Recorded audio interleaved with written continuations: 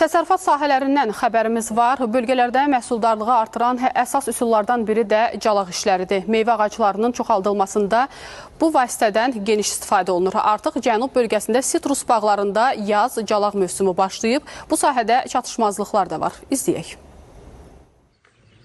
Sitrus bağlarında calaq işlərinə martdan başlanılıb. Calaqaltı kimi əsasən cır limondan istifadə edilir. Hava şərtlərinə davamlı olduğuna görə cır ağaclara üstünlük verilir. Bu xüsusi calaqaltıdır, bu meyvə gətirir. Xırda meyvə yeməli deyil. Bundan da toxum kimi istifadə edilir. Bunun toxumu səpilir. Bu hazırda toxumu səpilir. Sonra hardasa bir il qaldıqdan sonra yəni buna calaqaltı vurulur. Buna portakal, limon, mandarin, demək sitrusun bütün növlərindən buna calaq vurmaq olur. Bunda həm şaxtaya dözümlüdür, həm də ki inkişafı yaxşıdır. Cır limonla portaxal calaq olunub, 2-3 gündür ki calaq olunub, bir neçə aydan sonra calaq açılacaq, kəsiləcək və qablaşdırılacaq. 6 aydan sonra isə torpağa vurulacaq. Lənkəranda 1500 hektardan çox sitrus və subtropik meyvə bağı salınıb. İstehsal 17 min tondan çox olsa da tinkçilikdə çatışmazlıqlar da var. Bu isə əsasən tinkçilik üçün sahələrin az olması ilə bağlıdır.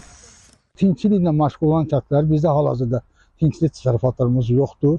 Hər hansı bir fermerə ən azı 1 hektardan yuxarı torpaq sahəsi lazım. Biz Lənkəran rayonunda az təminatlı torpaq sahəsinə malik olduğuna görə həmin ərazilər həmin fermerlərdə olmadığına görə müəyyən qədər öz təsərrüfatlarında xırda tinkçiliklə məşğul olurlar. Hazırda tinkçilikdə intensiv üsullara və xarici sortlara tələbat çoxdur, ancaq yeni texnologiyalar fermerlərin xərclərini də artırır. Hal-hazırda bizdə öz həyətimizdir. Burada hardasa bir 10 sotuqa yaxın yerdir.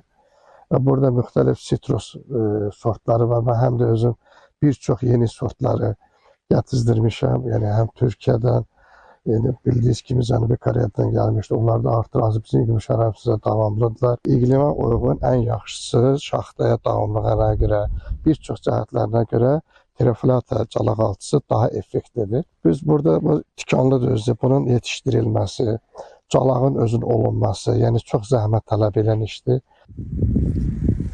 İndi vurulan calaqdan isə ancaq 2 ildən sonra meyvə gözləmək olar. Bu müddətdə isə ağaca qulluq edilməli, vaxtında gübrə, su verilməli, xəstəliklərə qarşı dərmanlanmalıdır. Fermerləri narahat edən məqamlardan biri də dərman preparatlarının bahalaşmasıdır. Bu isə sonda məhsulun qiymətinə təsir edir. Nuranə Tələt qızı, Elnarə Həsənova, AzTV xəbər.